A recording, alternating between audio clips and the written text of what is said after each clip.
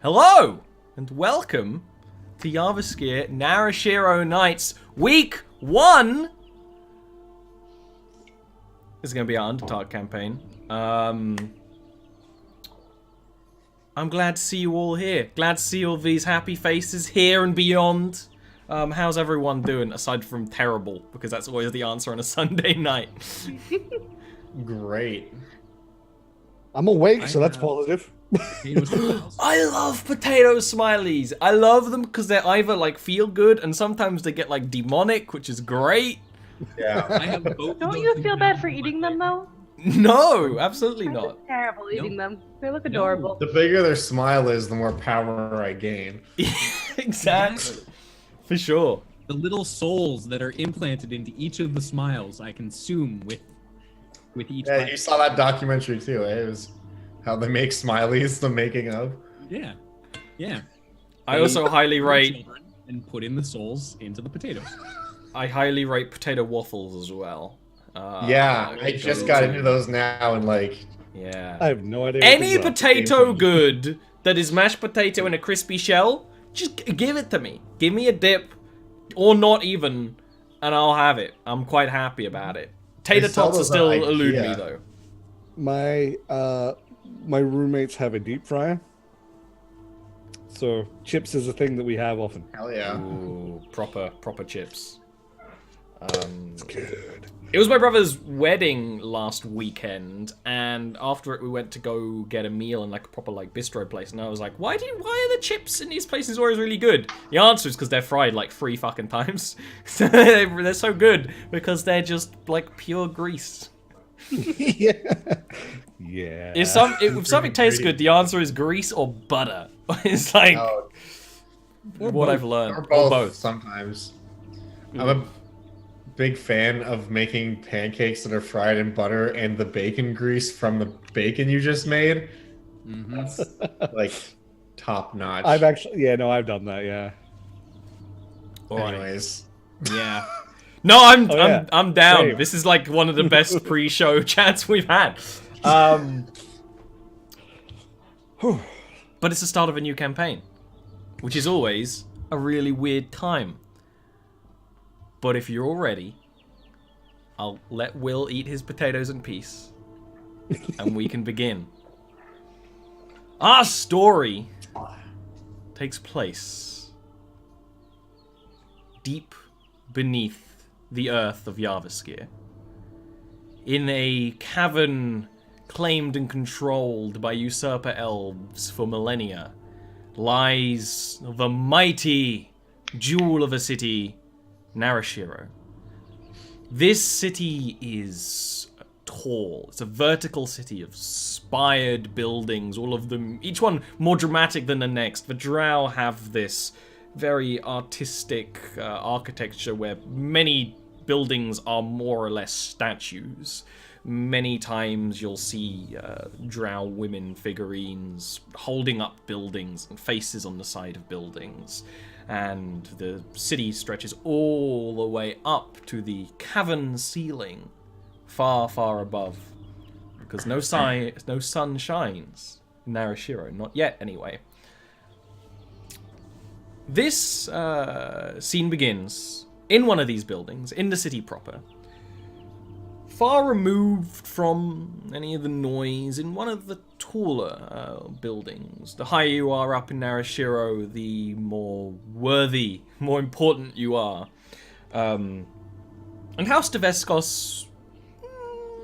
has some worth. It's shifted and moved, as a lot of house politics always does. But inside a bluish marble building lies a extravagant office where the 4 of you meet at the behest of the head of House Tabletop. This office is quite well decorated. While the building is this sort of bluish marble, The floors and the walls are mostly decorated with a very red, dark red, with red highlighting. The flooring has this intricate swirling designs, this mixture of circles and triangles that kind of elicit an arcane edge that many things in Drow culture does. There is a strange collection of arts and relics that line the walls of the main office of House Tabletop. Things that are from other cultures. A flag from some kingdom on the surface. A head of some abominable creature.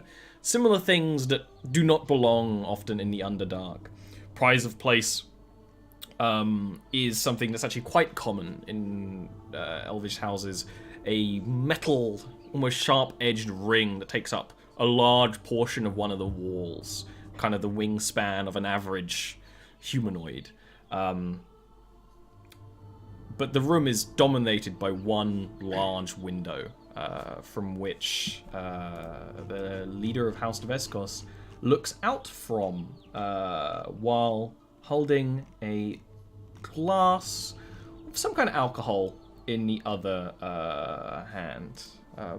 He is looking out over the view of the city. The walkways, the spires, the people going over their boring little lives, looking at how it's more than just drow that walk the streets of Narashiro now, with a mixture of displeasure and practicality. Joreko Deveskos is a drow elf, a usurper elf, with dark skin that kind of tinges on that slight bluishness. He has dyed deep red hair that is that color is echoed in facial makeup and a kind of chin guard that's kind of armor, kind of decoration. It screams manly, which is very strange for a drow to wear with a female-dominated culture. Wearing expensive robes that are this similar kind of red with gold coloring and highlighting. And he's looking out over the city with a liquor in his hand, where the rest of you four sit on a stone bench. It's kind of separated in two parts, kind of waiting for him to talk. Drow are elves. There's often these silences that are very uncomfortable for non-drow, with you being summoned here. He will eventually turn to a lot of you. He hasn't really looked at you since you entered the room.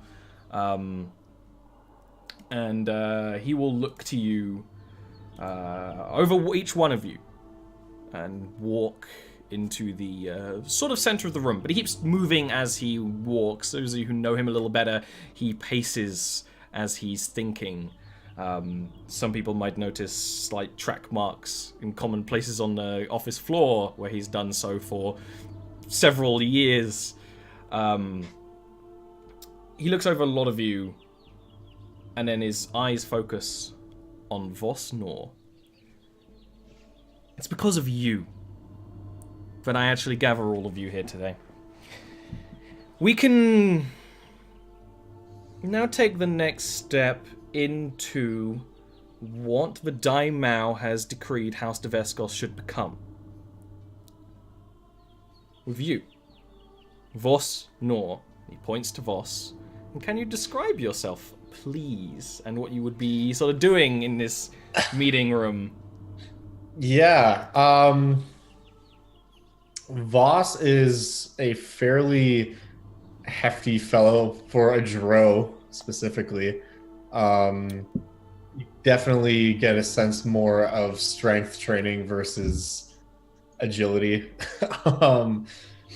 He's fairly tall, kind of wearing, I guess what would be considered like traditional robes of nobility. Not nearly as ornate and over the top as what this guy is wearing, but definitely just kind of the long flowing robes. So with a fairly large curved blade at his side. And Voss is very dark skinned, especially, I mean, all drow are, but very true, like charcoal, dark, stark white hair, kind of the deep crimson set eyes.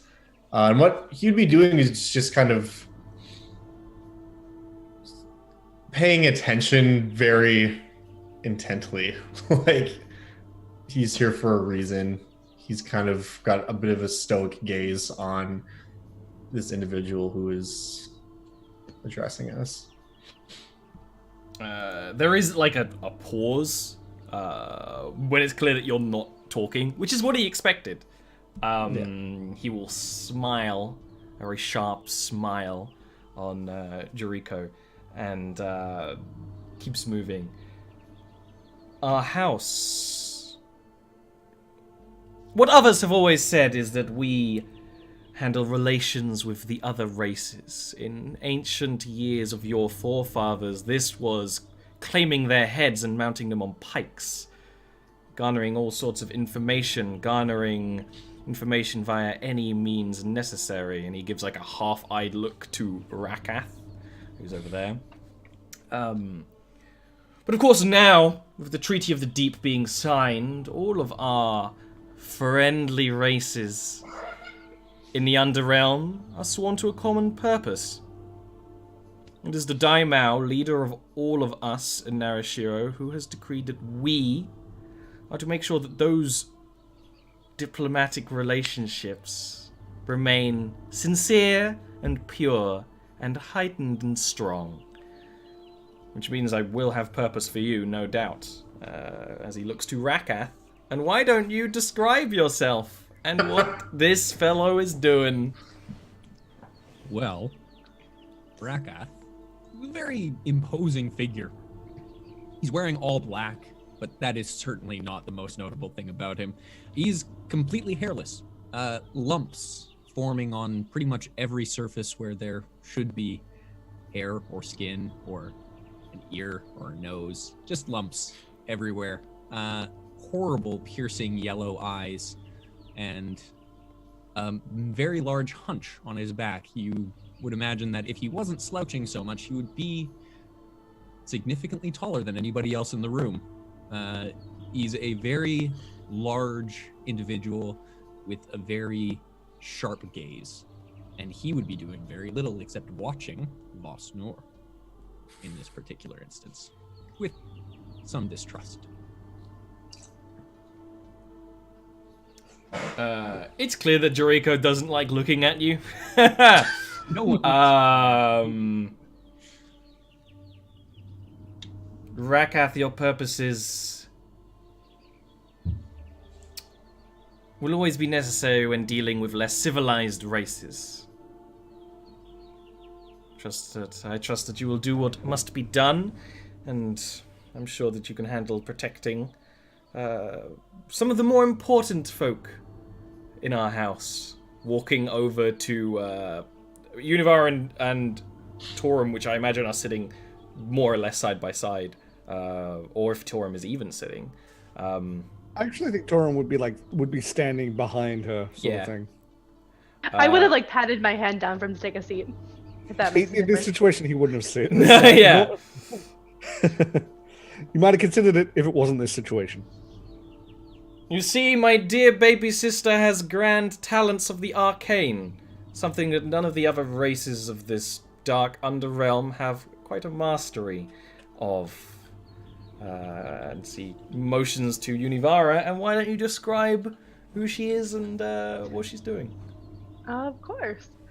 Univara is slightly below average in height. She has long white hair and dark drow black skin. She has pale blue eyes, almost whitish in color. Almost what you would see in a cave creature, I would imagine. And she is dressed in what would be considered noble drow finery.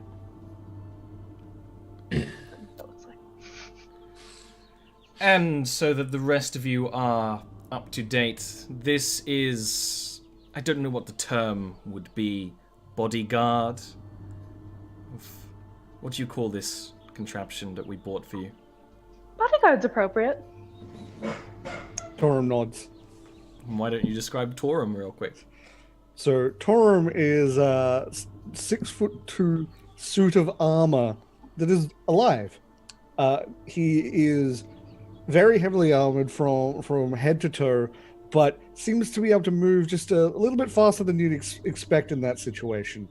And he would have been looking around the room, looking very interestedly at all the different artifacts until the Jericho was talking, at which point he will be fixed on him.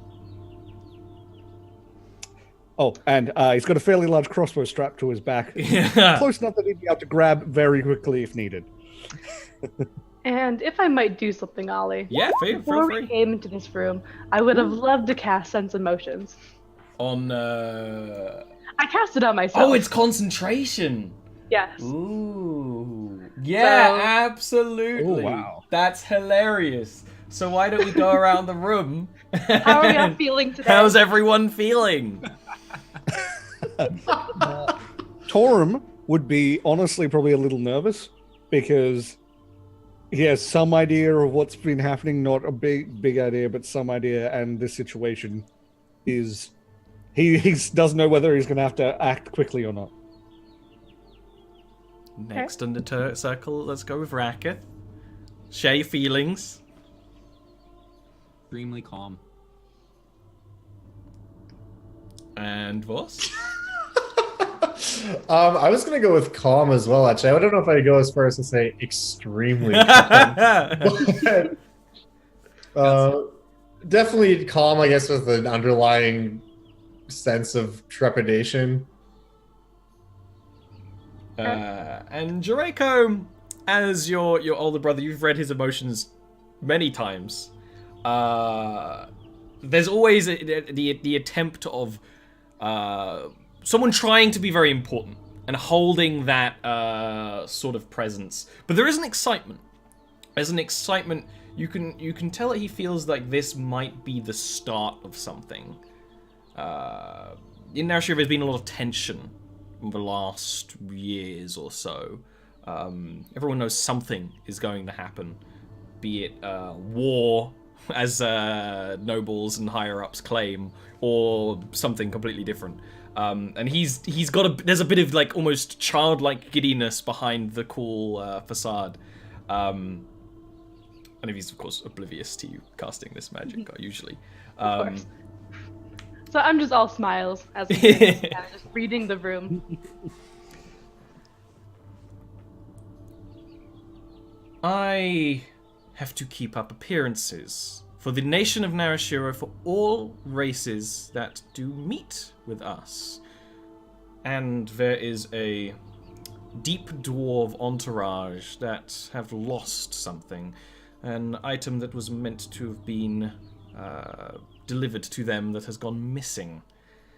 Something of importance. I don't know what it is that those creatures find deeply important. Beard oils or something of the sort. But the item, and he does kind of like go over and fetch what is sort of like a thin sort of rice papery type thing, which has some writing on it. Like they got the courier was found dead in the bog slums. So that would be where I would start looking. After that, the address to a farm out in the out of the city wall will be where you can deliver it to this dwarven entourage's. We tried our hardest to keep them in the house-owned apartments, but you sometimes cannot simply be dealing with dwarves. They wanted to stay outside of the city limits for some reason, and I'm sure they have a reason. But of course, when dealing with interracial relations, there's a lot of smiling and agreeing.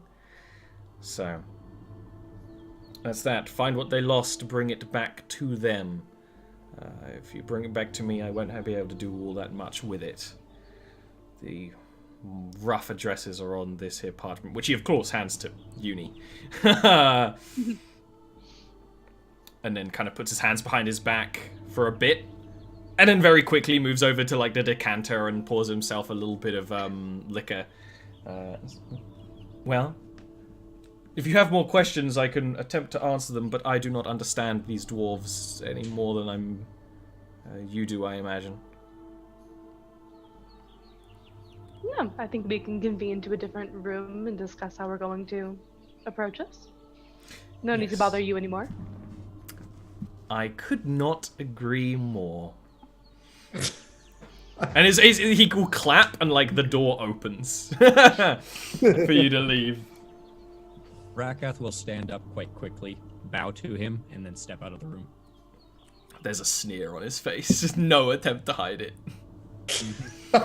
Yeah, and you'll see Voss do something very similar. I'm just going to stand up, give him a bow, and just say, "This thing will be done," and walk out. I'll do like a very like brief like little card say and then like skip out. Torum will just follow you now. Yeah. Outside of this room, this office, you do have like a home here, but there's kind of this office and then this sort of waiting entrance chamber to House Jarviskjir, which doesn't have any windows, but does have plant life. Quite often in Drow do have these little private gardens because they're still elves, they still have some connection to nature. And there's sort of seats on either side of like a couple of small fungal trees that grow here that are quite beautiful. There's been some money to clean them up recently when your brother took in control of the house because it was getting rather decrepit in here. So this is a perfect place to chat and wait and stuff. So I'm gonna unfurl the parchment and look at it. Mm-hmm. A little more in depth.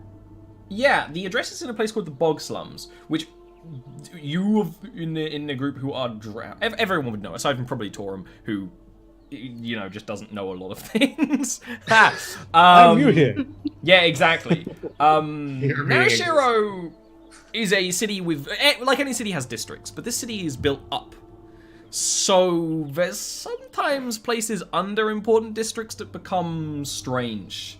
The Bog Slums is under a agriculture and farming area, so there's a lot of like water runoff that's made this almost swampy cave system where, as it's called slums, some people live, and it's one of those places where it's known that like non-drow creatures will live down there. So the assumption would be immediately that the courier was taking a shortcut or something, as they often do, and got eaten by some kind of nasty,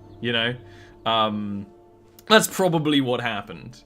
And you'd also know the way to this area as well. The address of where the dwarf is staying is actually, again, a farm, but a farm outside of the city. The farms in the city are like these very industrial things. They grow something called konvu, which is kind of a like bacterial growth that they grow in these big vats that grows very large, very long. It's very like horrible texture, very nutritious. That is like a staple food, but then there's the farms that grow all sorts of other stuff. And it's just a little, maybe an hour's travel outside the city without amounts or whatever. The addresses are quite clear enough. Of course, you're still looking for something.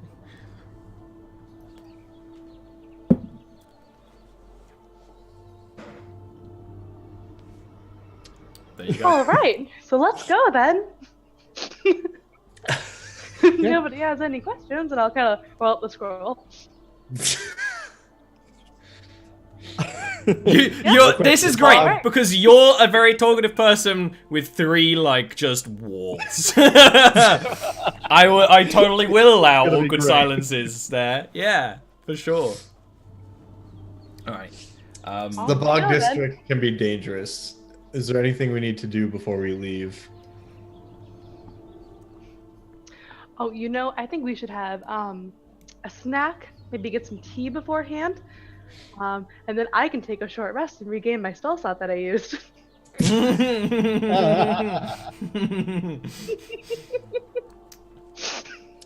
Fair. How does that sound? A moment of respite before hitting the road is not a terrible idea. All right, cool. So can we do that, Ollie? Yeah. Well, would you do that here, or would you, walk off to find like, a cafe in the area you frequent or something? Yeah, that sounds good. Awesome. I'm gonna go get my armor before we leave. Yeah. Rakath is pulling up a mask and pulling over a hood, and his face and lumps and everything is covered, and only his eyes peer through. Still very clearly not a drow silhouette. It's still very clearly unsettling, because Yeah. one eye is very much larger than the other. And you can kind of see it.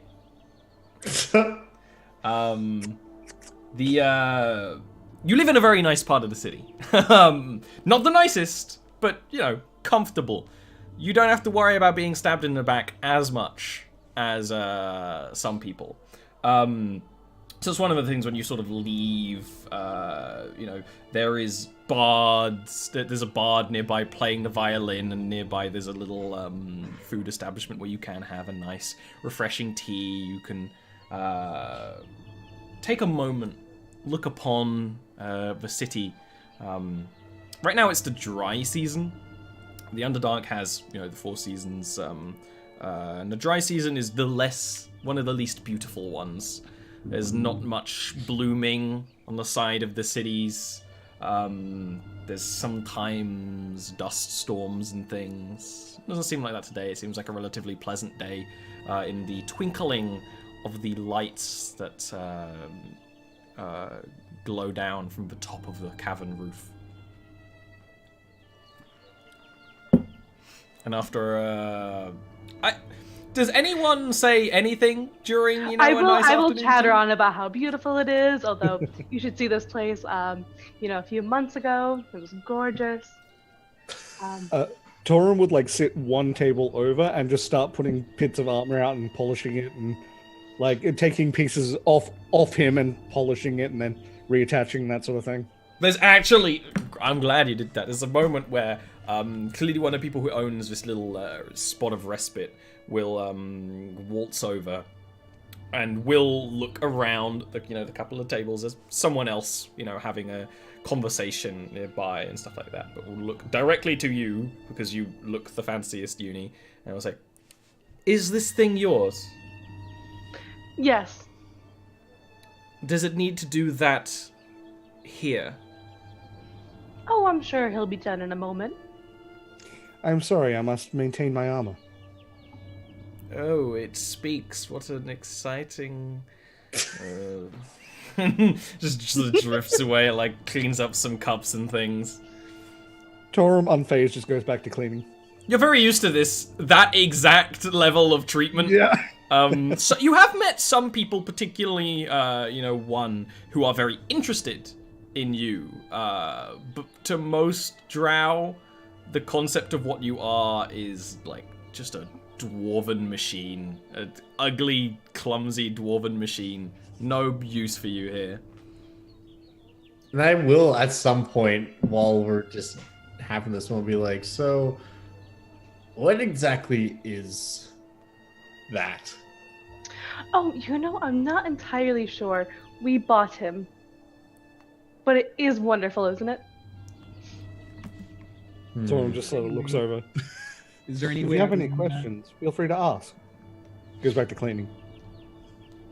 Is there I'm any sure way... I will have many questions for you in the future, Tin Man. Oh.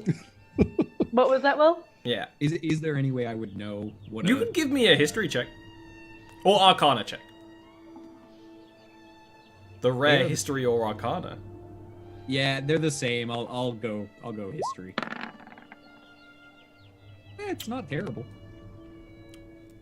Like most people in Narashiro, with the Treaty of the Deep, the understanding of other races has grown.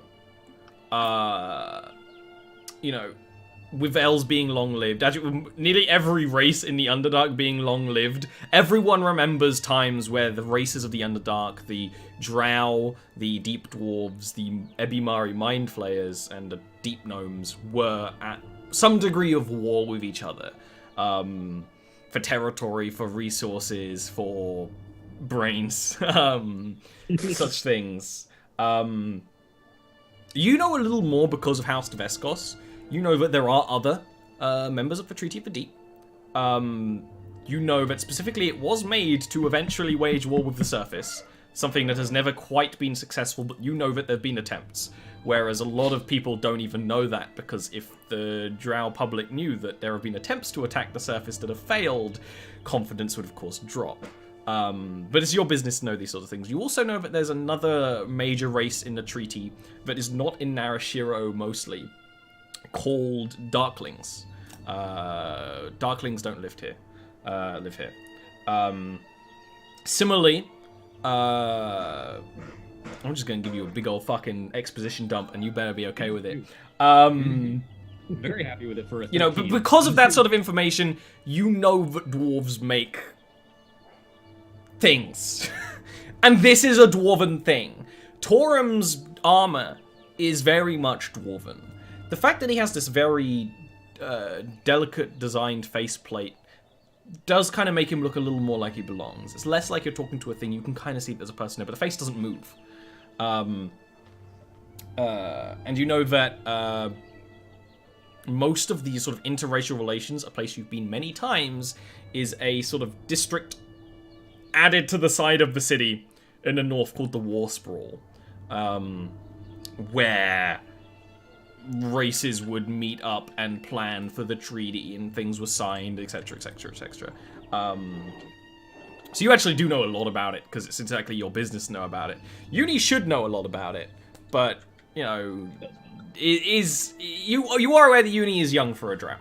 It's probably not expected for her to actually know much, but for other drow, she's that kind of age where it's like, she's young. She could be stupid. Or it might not just be your business. Yeah, exactly. For and sure. I might not have said anything. Oh yeah, I very much doubt you two have said much to any at all. You look at him? But I will bring him over some tea as well, since he is like the next table over. Tutorum? No. Yeah. Cool. Yeah, I know. We're gonna have to remember a whole new slew of names.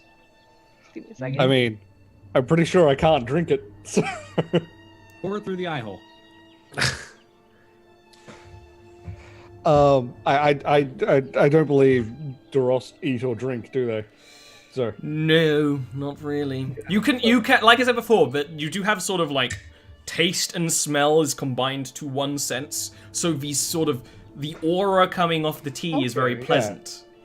Yeah. Or not, depending on whatever your desire is. You can't really consume it in any way, but you can sort of experience it, you know?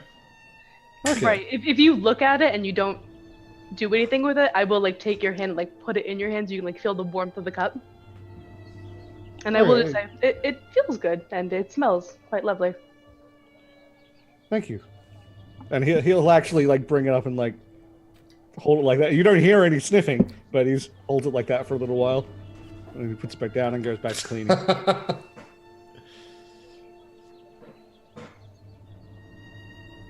So it doesn't eat then? That makes sense. But I can smell, but I cannot eat. interesting. Back to cleaning. Well, I write a few notes down in my notebook. And yeah. Yeah, no. You're a bunch of awkward people. Enjoy Of course, my it's a tea. very awkward, like, tea, aside from minor conversations, where you can recover your spell slot. And, you're level 1. You fucking need that shit. half your spells for the day. And I imagine you head out. Yeah. Okay. This involves something you never like to do. Going down. Going downwards in the city of Narashiro. Away from, you know, that performer playing a very melancholic violin. Away towards actually larger crowds of marketplaces and things. Whereas a lot of other elven cities we might have described in the above of Jarviskjir are used to other travelers, Narashiro isn't. So what might be a busy, bustling marketplace in other places is just this very quiet place. You can walk through, you can see the wares. There's not people trying to yell out the prices or anything. It's near silent aside from any music that would have crept in from other places. You move through that sort of area, residential areas where lots of people live. The very tall designs of drow buildings, walking on many sets of stairs and ramps and things, until you get to the area preceding the bog slums, which are these farming, agricultural areas. You see these almost green glowing vats. It's kind of glowing with a slight green because of the greenish liquid and tint and everything. And these almost glass vats bulbously grow out of the side of these buildings. And you can see even walking, down what would essentially be, like something like a fire escape. These chambers leak slightly. There's a humidity in here, even though it's the dry period, just because you can see the kind of copper pipes leaking ever so slightly, the train of dirt they leave on the side of buildings and stuff. No drow would want to live in such ugly of a place.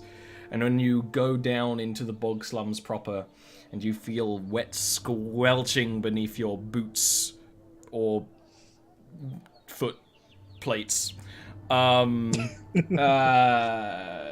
you're very much in sort of the bog slums, where you can see sort of the caverns that are blooming with life, which is, pretty in one way. In the Underdark, there's no shortage of color. Everything is very bright. There's glowing fungal growths on some parts on the side of the caverns, and this constant humid wetness of water that's leaking from the vats above and the farms above.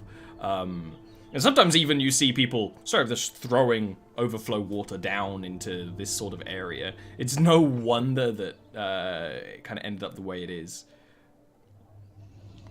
And you know that the body was found in this sort of area.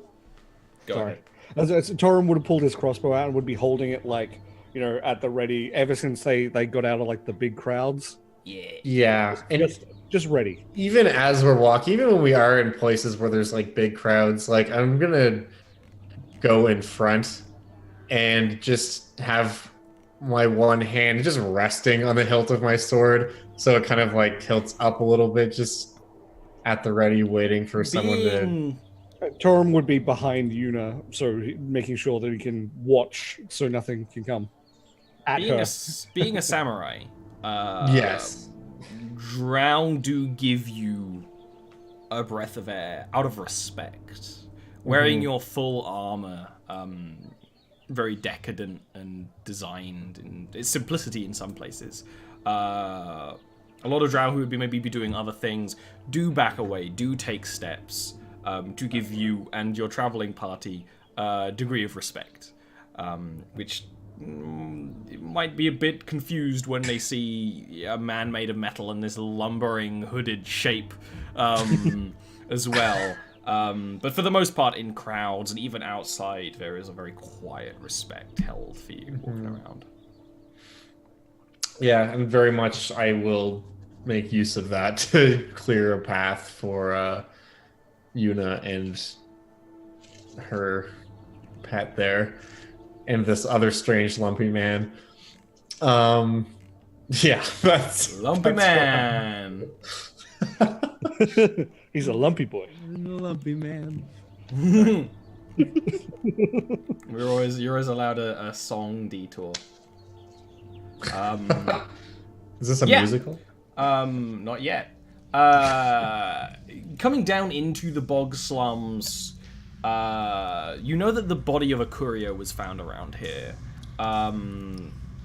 Though where exactly isn't in the notes, would be in one of the more traveled areas where, if you do need to get through this area for one reason or another, you don't want to take a massive detour, there's stone walkways and some such. In some places, metal grating, because it is this very industrial area up above.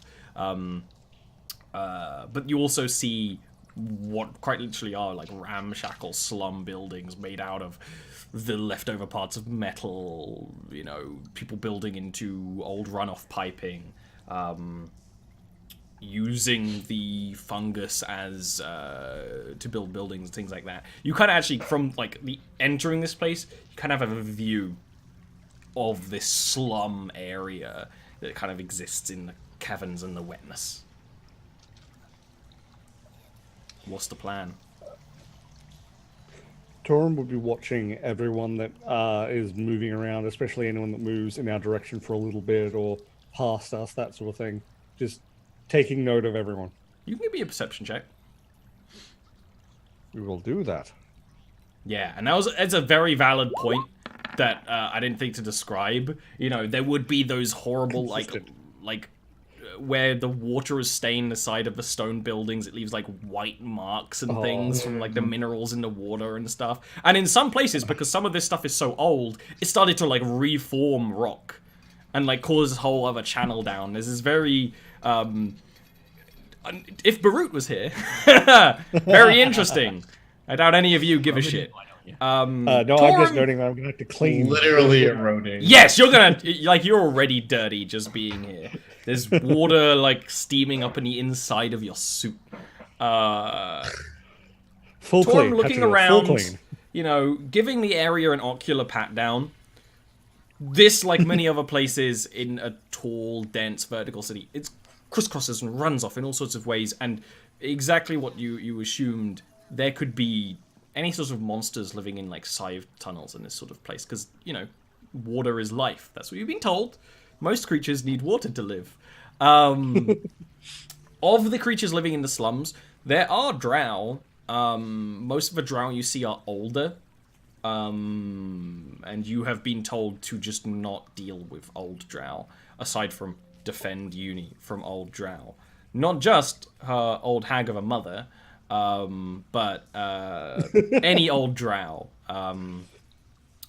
But as well as that, you do see there would be some goblins who would very quickly scatter away from the party, and similar creatures of the dark. Lots of Grimlock as well, who are the blind slave race of the drow that you would see quite frequently. Less so in the cities, in public. Very likely that escaped slaves or people who have the same sort of rights as Rakath could live in this sort of area. Yeah. And there are people who are living and thriving in this area. For example, like, you can see the smokestacks of a blacksmith working away in the slums. You know, even people down here need, you know, the metal made, and it's easier to move around, like, because people live down here, people buy down here, and so almost its own little city has formed down here. I'm literally just going to look to Rakath and say, well, seems that we've passed more into your domain, so perhaps you know where we should start our search. Given that that was an insult, I will start off by saying, sure, let's assume that this is my domain. I know nothing about this place. I don't spend time here. I don't know the people here. I don't know anything about the people here. I would love to. I would love to know more about them. I'd love to know more information in general. But I have not had the pleasure yet. Point me in the direction of someone who I can talk to, and I'll get as much information as we need. I suppose that's why they brought you along then, isn't it? This is a place that we basically know nothing about in terms of connections and stuff, I'm assuming.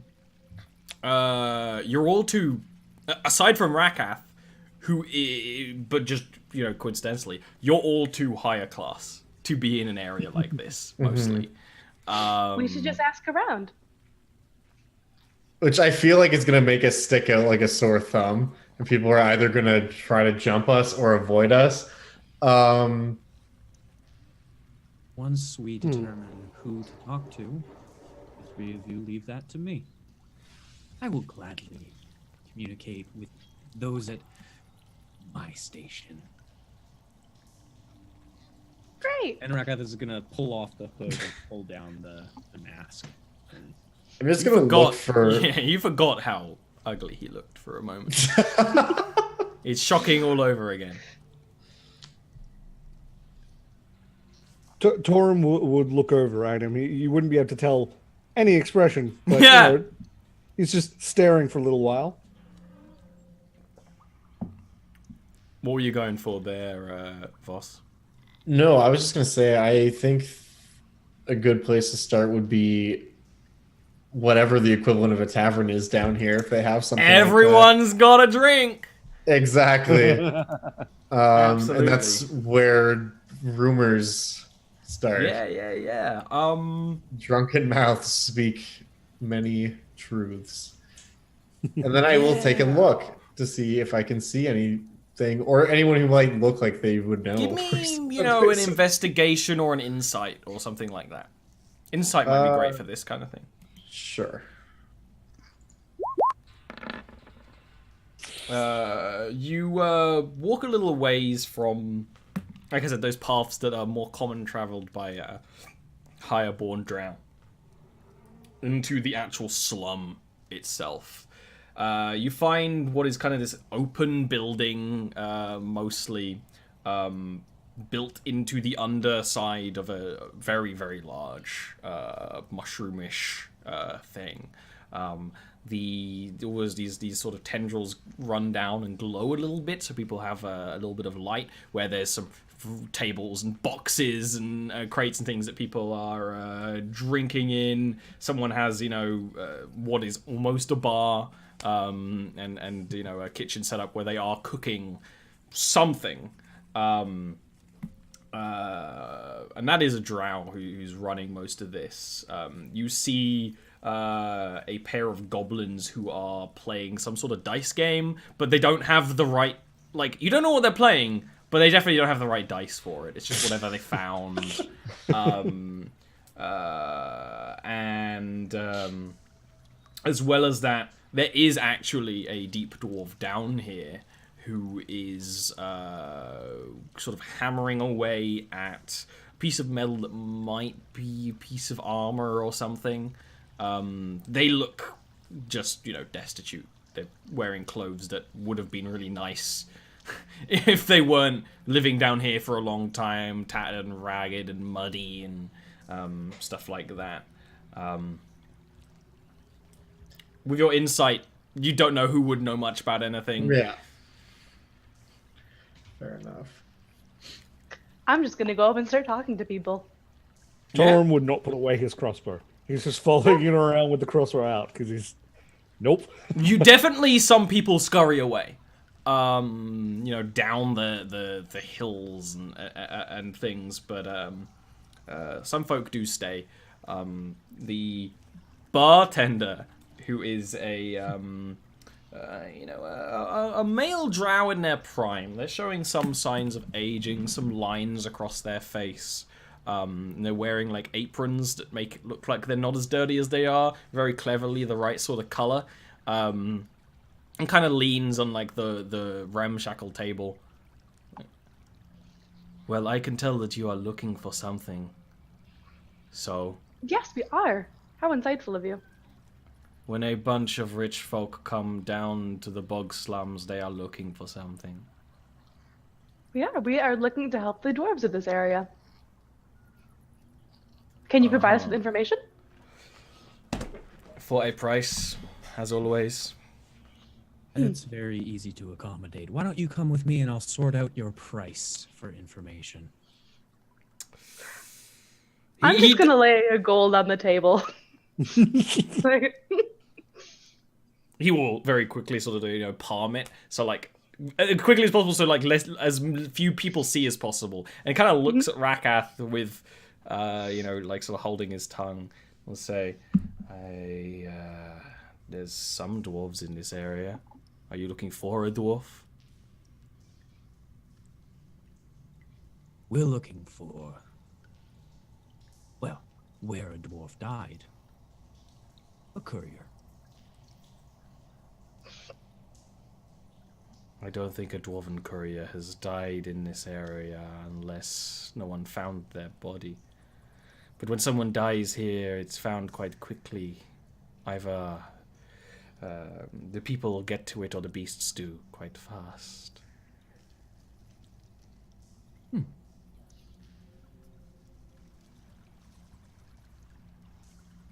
Where would a courier go? Shortcuts. Fast passages. Shortcut depends on where you're going to and where you're going from, my friend. But think about it. What couriers have come through here? Where did they say they were going? Can you give me a little intimidate, please? A little bit of grease the wheels. Mm-hmm. Can I assist him on that? Oh, never mind. That's fine. Nah. I rolled I mean, fast. like, your presence is helping. All of yours is. I know a courier that came through here a few days ago. They were carrying something. It was wrapped in many layers of paper, but I could see the green glow from within. Can't hide something magical and important like that. An accident could happen to anyone carrying something so important. I don't know where it would have been, but you might find someone who acquires stolen goods to move them back again through the city. Might know better. And, where, to the best of your knowledge, would that be? Where, to the best of your knowledge, would I get that information? I don't want to necessarily incriminate anybody. You're not going to go there and hurt people, are you, monster? Oh, you don't know the half of it. And let me assure you, if you do not tell me, well, you could tell him. And I'm going to motion back to our samurai friend. I do that thing where you like flick the blade just in the very top of it is exposed, or the very base of it. You know what I mean? Yeah. I do. Yeah. Like you just They have extend no your intention thumb. of hurting anyone. We Indeed. just need information No intent. so that we can help. That's all.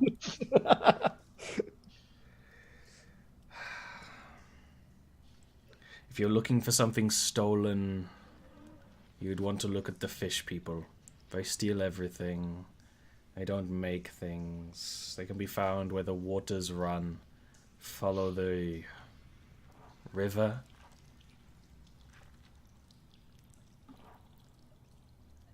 They might sell it to you for a price, although I'm sure you can give them a price much more palatable. He says, like, very clearly looking at the sword. And then it's like starts sort of cleaning up. It won't help. It's like, no one will miss them. But they'll come back.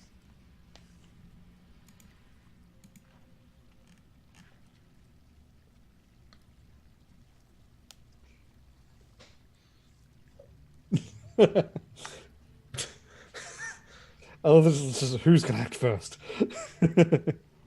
Don't know the party dynamic yet. Thank you for your time. And Rakath is going to turn and walk out. Yeah, I agree. Thank you again. You can kind of see, in some parts, there is sort of a river that runs through this area, you know, where all the water sort of catches and creates what could be called a river, which of course runs further down deeper caverns, but the issue being, you know, it runs down a lot of caverns and holes and things.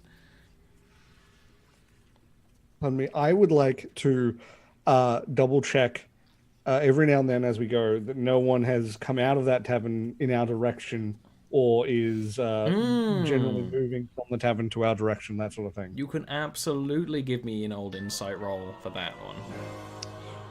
It would be insight. Oh, that's not bad. Yeah, that is great. Wisdom for once.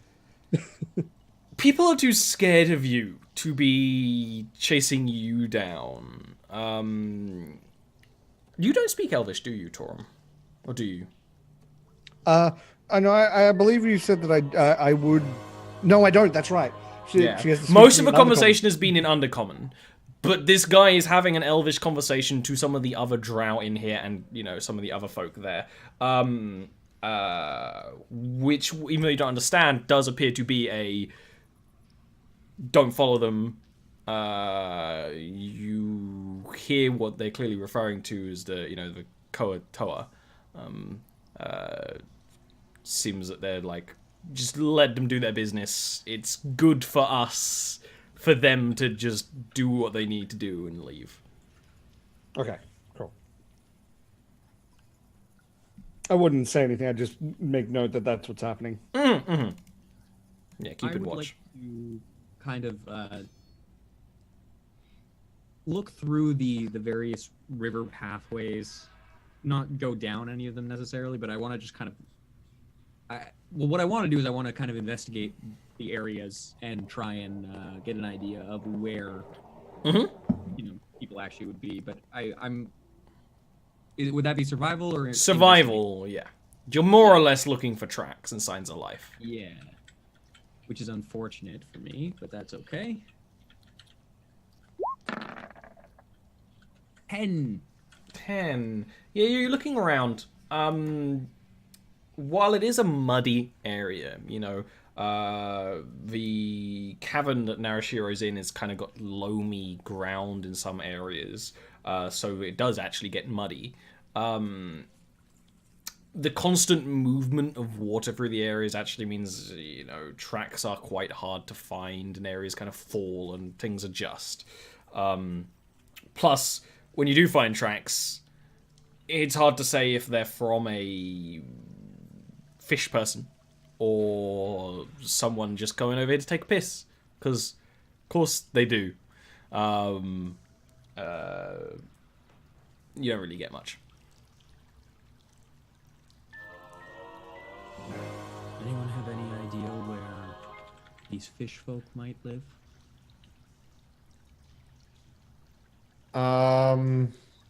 That's something I might know. Is that something I can roll to know? Nature, I suppose, wouldn't it? Or survival to find signs of life again. Yeah. Near the water. Yeah. Yeah. I mean, that's a thing. It's much better. You go and look around the area a bit more carefully. And it's not only footprints you look to, because you know of Koatoa slightly more than most, like creatures that exist in the area. They're civilized, but they're also faithful in a sense that they have faiths. So you actually look for very simple, sort of markings that were put together by a creature with some degree of intelligence, but also some sort of religious importance that doesn't fit any of the faces of the area. And you do, like, simple, rocks that have been stacked up with, like, the skull of some horrible three-eyed fish that was found in the waters and stuff like that. You find a path where you're pretty sure Koatoa would live down. It also makes sense that this is one of the areas that doesn't have the sharpest rocks and things, so that they can travel through the water quite easily. If you were something that could swim and was relatively small, you could kind of swim up to the settlement and steal from this passageway. Mm-hmm.